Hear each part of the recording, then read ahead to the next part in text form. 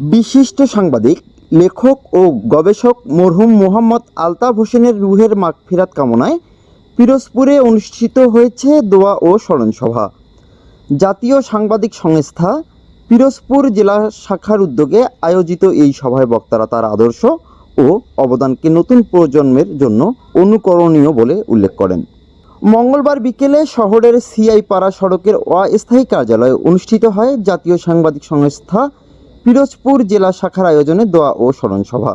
সভায় সভাপতিত্ব করেন সংস্থার জেলা সভাপতি ও কেন্দ্রীয় নির্বাহী পরিষদের সদস্য হাসান মামুন, আর সঞ্চালনা করেন মানবকণ্ঠের প্রতিনিধি মেহেদী হাসান সোহাগ।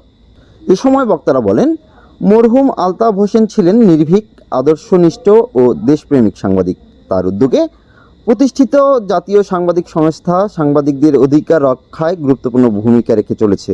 অনুষ্ঠানে প্রধান অতিথি ছিলেন পিরোজপুর সরকারি মহিলা কলেজের অধ্যক্ষ রফিকুল ইসলাম এবং বিশেষ অতিথি ছিলেন জেলা বিএনপির সদস্য সচিব এস.এম. সাইদুল ইসলাম কিসমত। সভায় আরও বক্তব্য রাখেন বিভিন্ন গণমাধ্যমের প্রতিনিধি, সাংবাদিক ও সংগঠনের নেতৃবৃন্দ। শেষে মরহুম আলতাফ হোসেন সহ প্রয়াত সাংবাদিক জাকির আহমেদ, দেলোয়ার হোসেন ও শফিকুল আলমের রুহের মাগফিরাত কামনা করে দোয়া ও মোনাজাত করা হয়। তথ্য ও ভিডিও চিত্রে ছিলেন দক্ষিণাঞ্চল প্রতিবেদক হাসান মামুন। ভিডিও সম্পাদনায় ছিলেন সেলিম সম্রাট, নাগরিক ভাবনা, ঢাকা।